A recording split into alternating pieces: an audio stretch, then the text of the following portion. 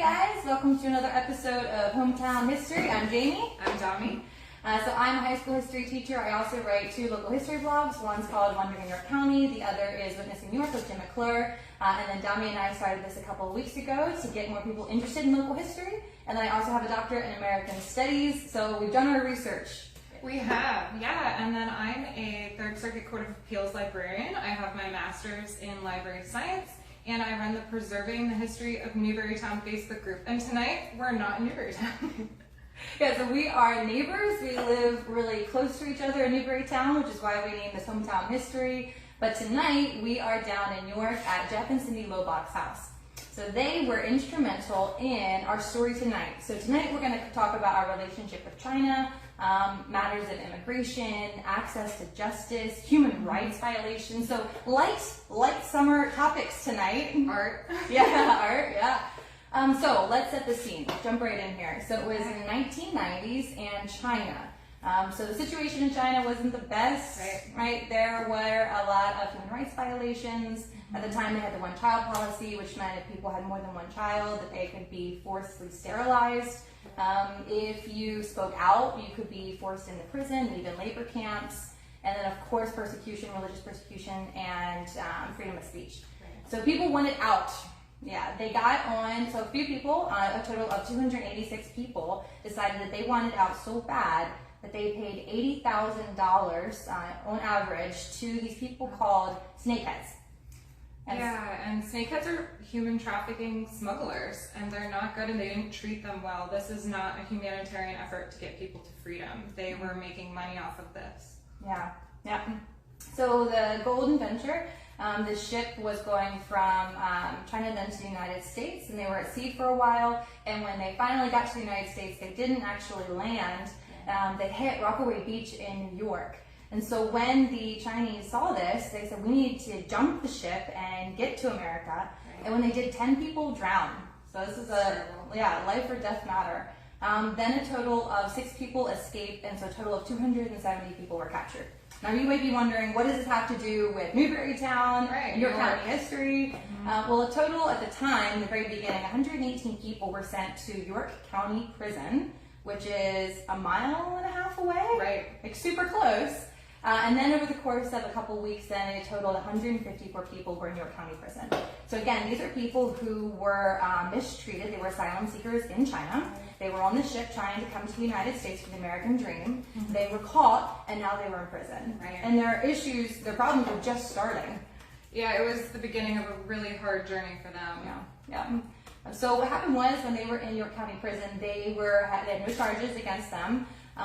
The court asked a few lawyers to come and represent them, which is why we're at the Lobach house tonight. And so at the time, they weren't sure if they were asylum seekers, if they were refugees, or if they were looking for economic opportunities. And the problem is, I was talking to Cindy last week. She said the issue that they had is that a lot of people couldn't find proof that they were mistreated. Right. I mean, they jumped the ship. Imagine leaving your home. Well, they fled their home in China, and then they fled the ship. Yeah. Going to a land of unknown, not knowing what to expect. Who knew if they had family here? And so a lot of them had trouble proving that they had, violated, and who knows. Right. They didn't have the papers with them. Right. Yeah. So while they were here, then they again had no legal representation at first. And then when they asked the lawyers to represent them, they went to Jeff Lobach. At the time, he was the president of the bar. He was also a partner at Barley Snyder Law Firm. And when he and his crew did some more digging, they found out that it wasn't a legit operation where the justice system was asking them to actually represent them. It was this sham. It was almost like a cover-up to just quickly go through due process and not really get them justice. Right. Yeah, so that is when the Lobachs, along with hundreds of other people in York County, decided that they were going to do something about it. So they looked into it, and they started this group. It was called the People of the Golden Vision, and they formed this amazing committee where they met every Sunday outside of York County Prison, and they held these vigils. They prayed, they sang together, they wrote different places to try to get a recognition that these people deserve. Again, this was an injustice. This doesn't matter about your views on immigration. Right. Yeah, and York's golden moment, honestly. They stepped up and they did what was right for these people, and they put their political views aside and they did the morally correct thing.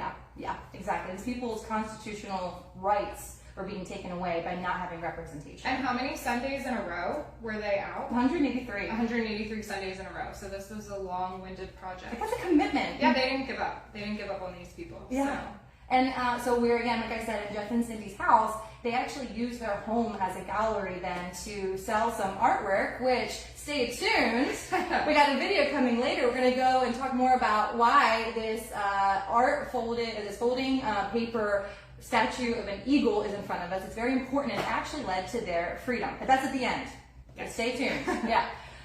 So let's talk about some of the people that were involved. There's a man named ZZ.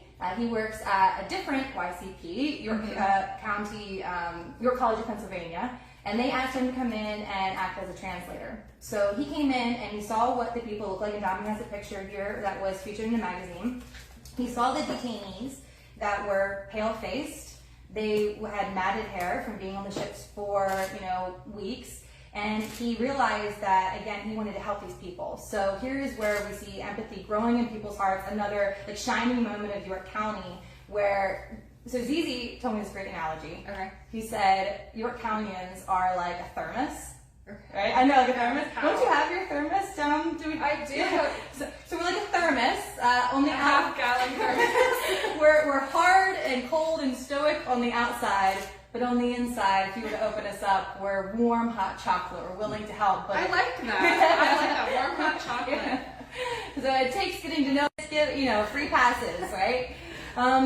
So we were talking about how these detainees were in York County Prison for years. It was 1993, 1994, 1995, 1996, and people kept on fighting throughout this. And so we were talking then about the pivotal moment. So they were in prison for a long time, and then we had the York County Republican congressman. His name was Bill Goodling. Bill Goodling, okay. Yeah, Bill Goodling was also the chairman of the United States House Committee of Education, and he met with President Clinton on the guise of talking just about education. And little did President Clinton know he was there for an entire different issue, and that was to also talk about the Chinese detainees that were right here in New York. And so he brought with him one of these right here, an example that we have in front of you, for President Clinton as a gift. So this is a bald eagle that was made by the detainees.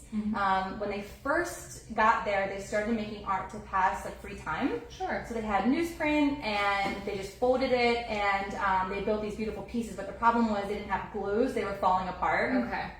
And this art form was created by the people in York County Prison that are part of the Golden Venture. Not to be confused with origami, which we learned tonight. Origami is Japanese. This is folded paper art. So they started building these beautiful creations, and we're going to show a bunch more at about 7:30. So we will pause the video when we're done here. Domi and I will talk for another 5 or so minutes, and then Jeff Lobach is going to show us some from him and Cindy's private collection. And they're going to explain the significance of the pieces and go more in depth. But why these pieces mattered is because they created this art, and then they ended up selling the art, which then helped fund a lot of the costs that were involved. That's amazing. Yeah. So a lot of the lawyers, including Jeff Lobach, did this all pro bono, so they weren't paid, but it still costs court fees and filing fees. And in the end, it was going to cost them over 6 figures for this. Yeah. So they needed to generate revenue. Yeah. So what better way than the art from the prisoners themselves? Yeah. And they had, Cindy Lobach ran kind of like a gallery auction here. Okay, in their house. Yeah. It was like a dealer almost, where people came in, they expressed interest, and so it was really, again, a chance for York County to come together, and just seemingly just an art piece then led to these people's freedom. Sure, and it meant so much more than just folded paper. Yeah.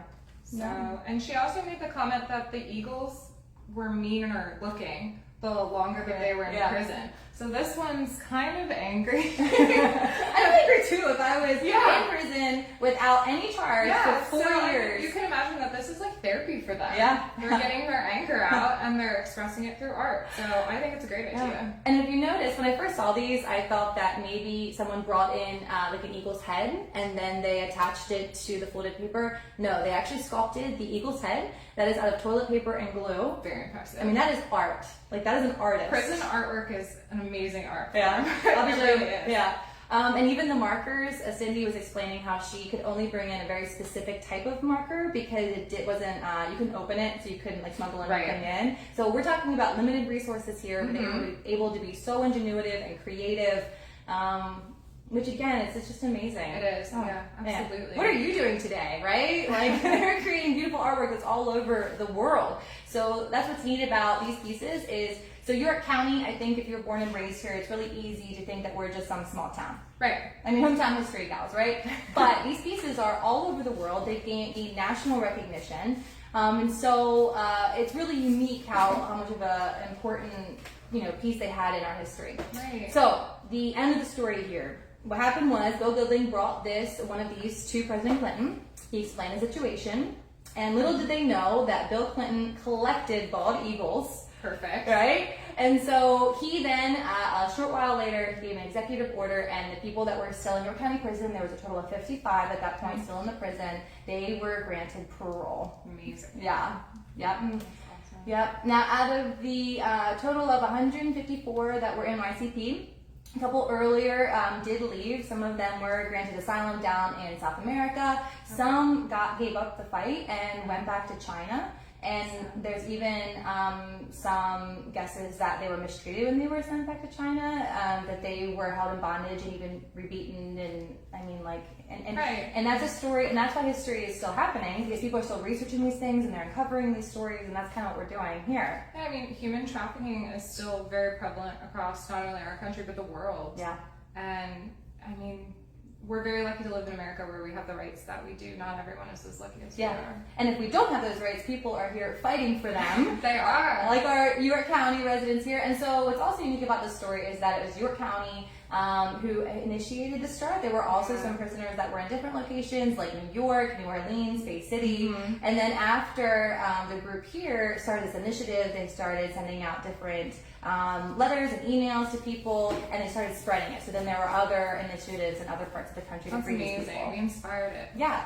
So York Countyans coming together, regardless of political views, right? It was a human rights issue. Right. Yeah. Tough story. We don't want to sugarcoat it. Yeah, it was tough, and these people in prison for 4 years. But then we did have some redemption at the end, and they were free. So right. Yeah. No, I think it's a great way to highlight, the amazing things that do happen in small towns and small places like York County. And if you want to learn more about it, because we can only tell you so much in 15 minutes, there's multiple books. So this is called The Snakehead, and this is by Patrick Keefe.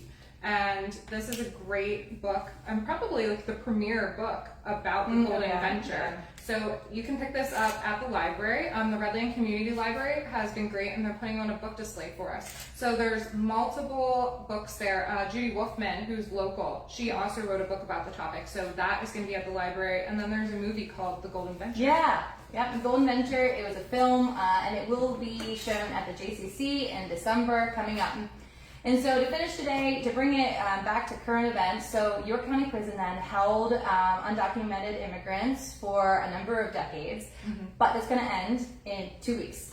In 2 weeks, they stopped their agreement with ICE, and this is significant. It's a big deal. A part of it is because PERC stands for the Pennsylvania Immigrant Resource Center. It came out of the initiatives from the Golden Venture. They're located in York because of the proximity to York County Prison. And here is, they just had their 25th anniversary. This is their annual report. They're not sure what's going to happen, right?